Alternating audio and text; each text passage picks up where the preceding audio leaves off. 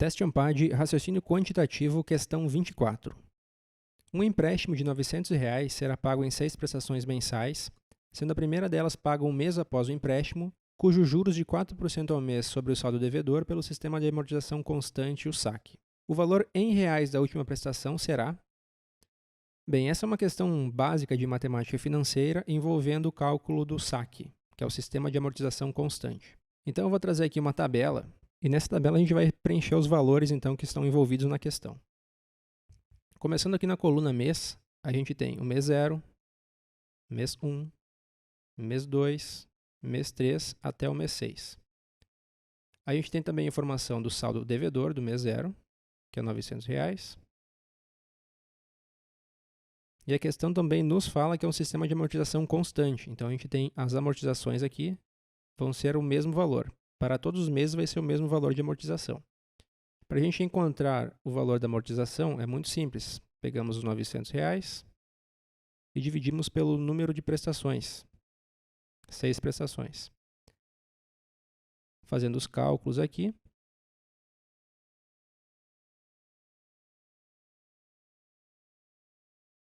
A gente chega no valor de R$ 150. Então a amortização a partir do mês 1 vai ser de R$ 150.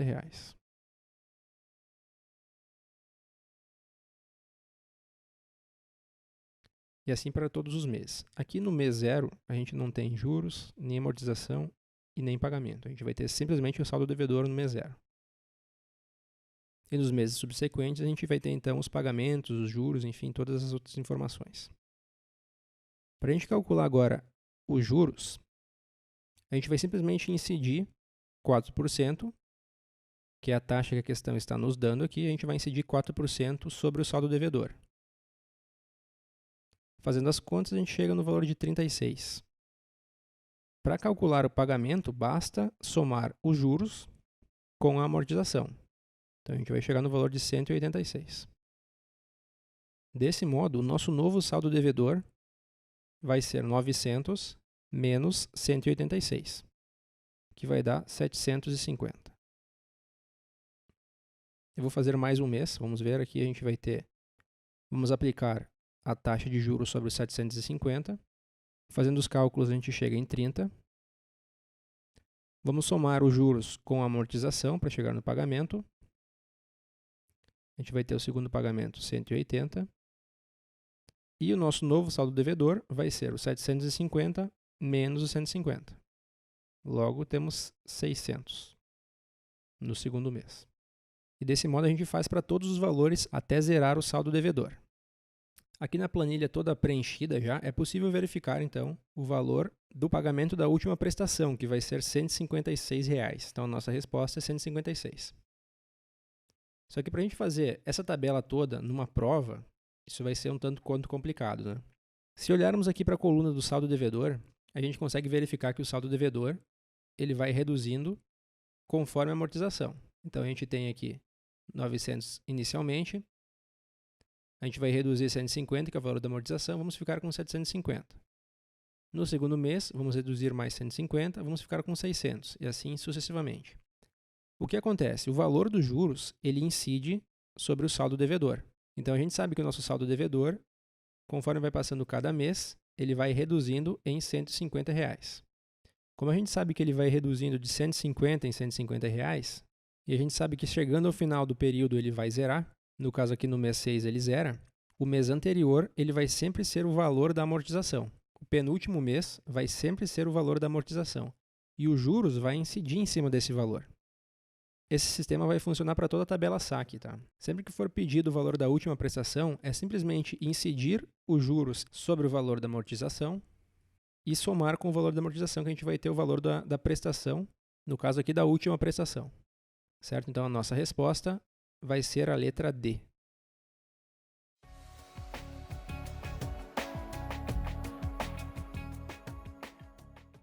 Teste AMPAD, raciocínio quantitativo, questão 25. 8 amigos, 4 homens e 4 mulheres, decidiram começar um jogo de tabuleiro e precisavam se organizar em 3 times, 2 trios e uma dupla, sendo que nenhum time poderia ser formado apenas por homens ou apenas por mulheres. De quantas maneiras os times podem ser formados? Bom, a gente analisando a questão, a gente consegue identificar logo de cara que é uma questão de análise combinatória, porque se trata de um problema de contagem, ou seja, a gente precisa organizar essas 8 pessoas, que são 4 homens e 4 mulheres, em 2 trios e uma dupla, sendo que tanto nos trios quanto na dupla, a gente não pode ter somente homens ou somente mulheres. Então, como é que a gente vai calcular isso? Primeiramente aqui, o primeiro trio, então. O primeiro trio vai ser formado por 2 homens e uma mulher. Nosso segundo trio vai ser formado por 2 mulheres e um homem. E a primeira dupla, uma mulher e um homem. A ordem como os elementos aparecem aqui não importa, tá? Não é algo relevante. Para a gente calcular o que a questão quer saber, que é de quantas maneiras os times podem ser formados, a gente vai utilizar conceitos de análise combinatória, certo? Mais especificamente, combinação simples, que é a fórmula que eu vou utilizar para resolver isso aqui. Por que a combinação simples? Justamente porque a combinação simples ela não se importa com a ordem, certo? Quando a gente vai utilizar a fórmula da combinação simples, a ordem que os elementos aparecem dentro do grupo não é relevante. A fórmula não contabiliza a ordem que os elementos aparecem. Utilizando a fórmula da combinação simples no primeiro trio, a gente vai ter o seguinte. A gente vai ter a combinação de 4 elementos tomados 2 a 2. 4 corresponde ao total de homens, certo? E 2 corresponde ao número de grupos que a gente quer fazer desse total de 4, certo? Multiplicado pela combinação de 4 tomados 1 a 1, certo? A gente tem 4 mulheres e a gente quer agrupar elas de uma em uma. No segundo trio, a gente vai fazer o seguinte. Como a gente já utilizou uma mulher no trio anterior, a gente vai ter apenas 3 mulheres para o próximo trio. Então, vai ser combinação de 3 tomados 2 a 2. Porque dessas 3 que sobraram, a gente precisa escolher 2 para formar o nosso segundo trio. Multiplicado pela combinação, agora dos homens também. Como a gente escolheu 2 homens do trio anterior, a gente tem 2 homens para escolher agora. Certo? Então, a gente tem 2 homens. A gente quer fazer grupos de 1. Certo? 2 tomados 1 a 1. E por último, a gente vai ter combinação. Quando sobraram, a gente já utilizou 2 homens, 3 homens, então sobrou um homem e uma mulher. Então, a gente vai ter combinação de 1 tomado 1 a 1, que multiplica a combinação de 1 tomado 1 a 1. Então, esta é basicamente a estrutura que a gente precisa utilizar para resolver esse problema. Vamos partir para a resolução. Vamos começar com o primeiro trio. Combinação de 4 tomados 2 a 2. Resolvendo isso, a gente vai ter 4 fatorial, que divide 2 fatorial, 4 menos 2 fatorial. Essa é a fórmula da combinação, tá? Resolvendo aqui, temos 4 vezes 3 vezes 2 fatorial, que divide 2 fatorial, que multiplica 2 vezes 1. A gente consegue cortar aqui. Dá para simplificar. Logo, ficamos com 6. Agora, a escolha da primeira mulher, que vai ser combinação de 4 tomados 1 a 1. 4 fatorial, que divide 1 fatorial. 4 menos 1 fatorial. Aqui a gente vai ter o seguinte, 4 vezes 3 fatorial, que divide 1 fatorial, que multiplica 3 fatorial. A gente consegue cortar aqui com aqui. Esse 1 fatorial não vai ficar 1, então vai ser 4. Multiplicando, 6 vezes 4 igual a 24. Então, para escolher o primeiro trio, a gente tem 24 possibilidades, 24 combinações possíveis para fazer a escolha desses 2 homens e dessa mulher. No cálculo do segundo trio, a gente vai ter o seguinte, combinação de 3 tomados 2 a 2, 3 fatorial, que divide 2 fatorial,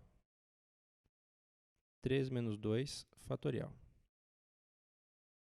3 fatorial, que divide 2 fatorial, que multiplica 1 fatorial. Logo, a gente tem 3 vezes 2 fatorial, 2 fatorial vezes 1 fatorial. Aqui a gente consegue cortar o 2 com o 2 e vai sobrar o 3. 1 fatorial é a mesma coisa que 1, então a gente não precisa fazer nada com ele. E para calcular agora a combinação de homens, a gente vai fazer combinação de 2 tomados 1 a 1. 2 fatorial, 1 fatorial, 2 menos 1 fatorial. 2 fatorial, que divide 1 fatorial, 1 fatorial. Logo, a gente vai ter 2 vezes 1, dividido por 1 vezes 1, igual a 2. Fazendo a multiplicação, 3 vezes 2, igual a 6. A partir do momento que a gente escolhe 2 homens e uma mulher para formar o primeiro trio, certo? Que a gente tem 24 possibilidades de escolha. Para o segundo trio, a gente vai ter apenas 6 possibilidades de escolher 2 mulheres e um homem. E para a dupla, o que sobra, um homem e uma mulher, ou uma mulher e um homem. Certo? A ordem não importa, então existe uma única possibilidade aqui. A nossa resposta vai ser o produto das possibilidades. Então, a gente vai ter 24, que multiplica 6, que multiplica 1. Fazendo os cálculos, a gente chega no valor de 144. Então, isso significa que a gente tem 144 formas diferentes de escolher os times, certo? Sendo que vão ser 2 trios e uma dupla, e que em nenhum dos trios ou da dupla podem ter somente homens ou somente mulheres. A nossa resposta vai ser a letra A.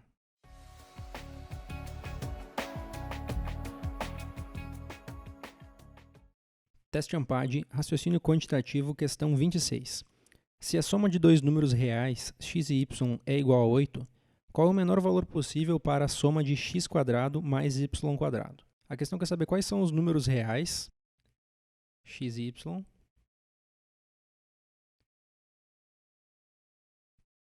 cuja soma é 8. Quais são os números? Então, a gente tem 1 mais 7 dá 8, 2 mais 6, 3 mais 5, 4 mais 4, 5 mais 3, 6 mais 2, 7 mais 1.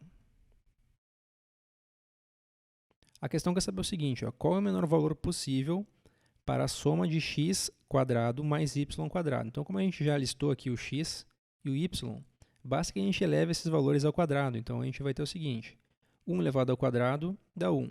7 ao quadrado, 49. 49 mais 1, 50. 2 elevado ao quadrado dá 4. 6 elevado ao quadrado dá 36. Logo, temos 40. 3 elevado ao quadrado é 9. 5 elevado ao quadrado é 25. 9 mais 5, 34. 4 ao quadrado é 16. 16 mais 16, 32. 25 mais 9, 34. 36 mais 4, 40. 49 mais 1, 50. A gente analisando aqui os resultados encontrados, a gente verifica que o 32, que é resultado da soma dos quadrados de x e y, que no caso a gente tem aqui 4 e 4. Então, a gente consegue concluir o seguinte, que da soma de dois números reais, no caso x e y, se essa soma for igual a 8, o menor valor possível que a gente pode encontrar para a soma do quadrado de x e y, certo? A soma dos quadrados de x e y é o número 32. Logo, a nossa resposta é a letra C.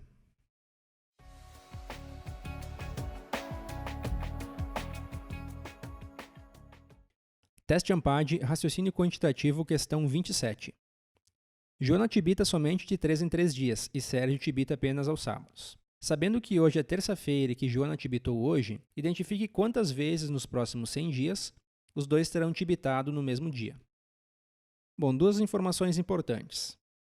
Joana tibita de 3 em 3 dias e Sérgio tibita apenas aos sábados. Logo, ele tibita de 7 em 7 dias. Se eles tivessem começado juntos, bastaria a gente calcular o mínimo múltiplo comum e a resposta estaria pronta. Então, primeiramente, vamos calcular aqui o mínimo múltiplo comum. Então, 3, que vai dar 1 e 7. 7, que vai dar 1 e 1. Logo, o mínimo múltiplo comum é 21. E a questão continua assim, sabendo que hoje é terça-feira e que Joana tibitou hoje. Então, eles não começaram juntos. Então, a gente não pode simplesmente utilizar esse 21 aqui. A gente vai fazer o seguinte. Ó. Existem várias formas de encontrar esse valor, só que eu vou fazer de uma forma bem simples aqui para vocês entenderem. Tá? A Joana tibitou na terça-feira.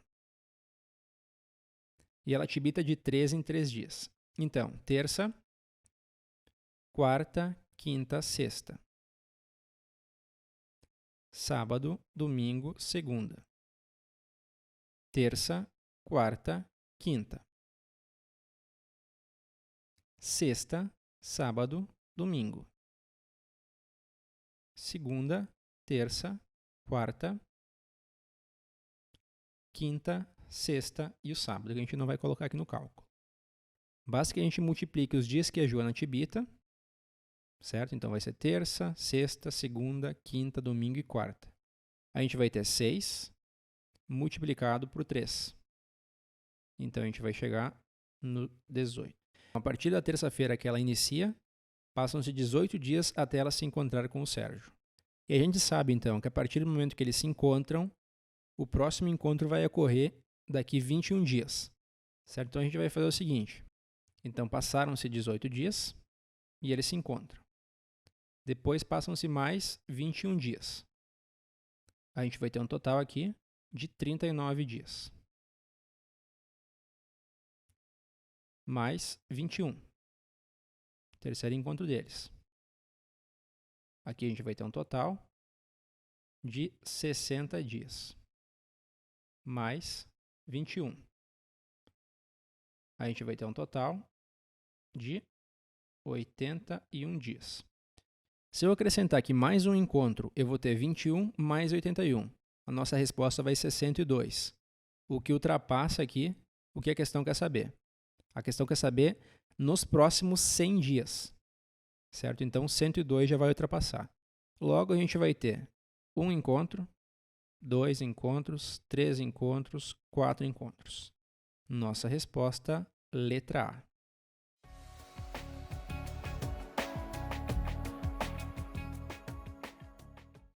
Teste Ampad, raciocínio quantitativo, questão 28. Em uma penitenciária de segurança máxima, 96 presos pertencem à facção criminosa Comando Azul, 72 presos pertencem à facção Segundo Comando e 48 presos pertencem à facção Parceiros dos Parceiros. Todos os presos da penitenciária pertencem a uma e apenas uma dessas três facções. E, para evitar conflitos, em cada cela só pode haver presos de uma delas. Se todas as celas abrigam o mesmo número de detentos, qual é o menor número possível de celas nessa penitenciária? Bom, então, para a gente resolver essa questão aqui, vamos utilizar o conceito de máximo divisor comum. Ou seja, vai ser um número que divide simultaneamente esses três números aqui, o 48, o 72 e o 96. Para calcular o MDC de 48,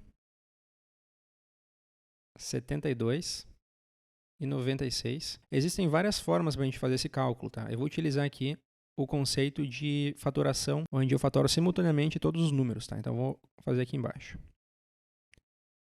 48, 72 e 96.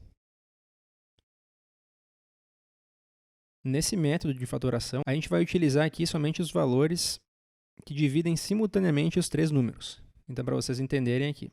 Primeiro o número 2. 48 por 2, 24. 72 por 2, 36. 96 por 2, 48. Então, o 2 está ok. Vamos utilizar aqui o 2 novamente. 24 por 2, 12. 36 por 2, 18. 48 por 2, 24. Também está ok. Aqui dá para dividir por 2 mais uma vez. 12 por 2 dá 6. 18 por 2, 9. 24 por 2 dá 12. Também a gente vai utilizar esse 2. A gente tem agora 6, 9 e 12. Vamos dividir mais uma vez por 2, que vai dar 3, 9 e 6. Aqui não vamos utilizar esse 2, tá? Por quê? Porque o 2 dividiu apenas o 6 e o 12. O 9 continua igual. Logo, ele não vai ser utilizado no nosso cálculo. Aqui a gente consegue dividir por 2 ainda, que vai dar 3, 9 e 3. Esse 2 também não vai ser utilizado, porque ele dividiu apenas o 6. Agora vamos utilizar o 3, que vai dar 1, 3 e 1. Esse 3 vai ser utilizado, porque ele dividiu todos os números aqui.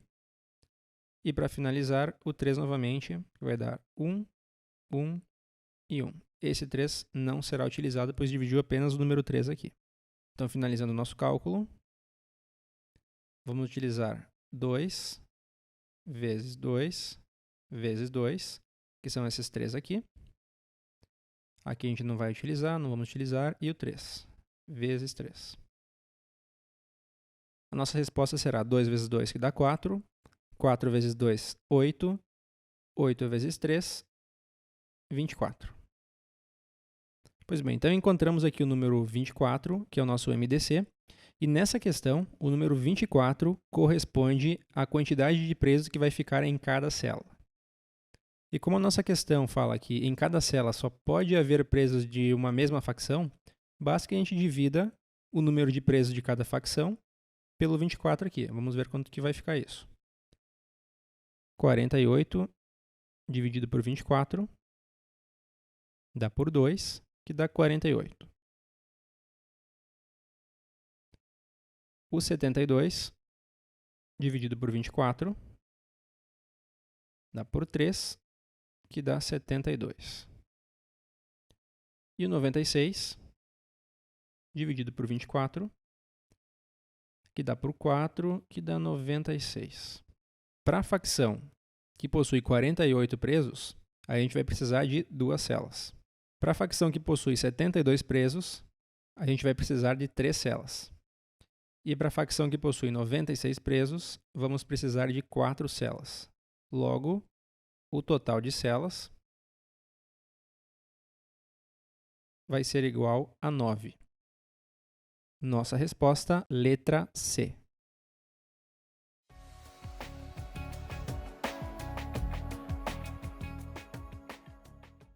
Teste ONPAD, raciocínio quantitativo, questão 29.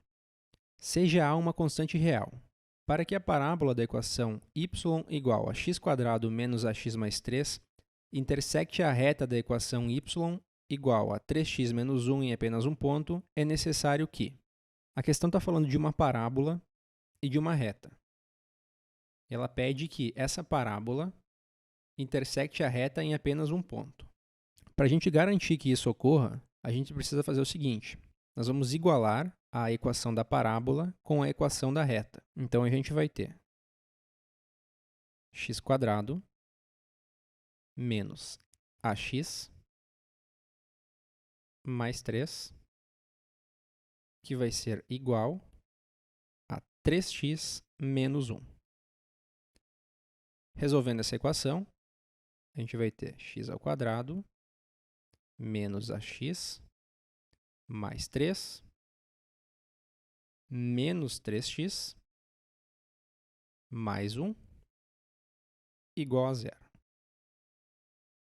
x² menos ax, a gente vai trazer o menos 3x para cá, menos 3x, e vamos somar o 3 com o 1, mais 4, é igual a 0. Então, para a gente garantir que a parábola vai intersectar a reta em apenas um ponto, o delta desta equação aqui precisa ser igual a 0. Como é que a gente vai fazer para garantir que o delta vai ser igual a 0? A gente sabe que o delta é igual a b² menos 4ac, certo? Então, nosso delta é igual a b² O nosso b aqui ele está representado pelos coeficientes menos a e menos 3.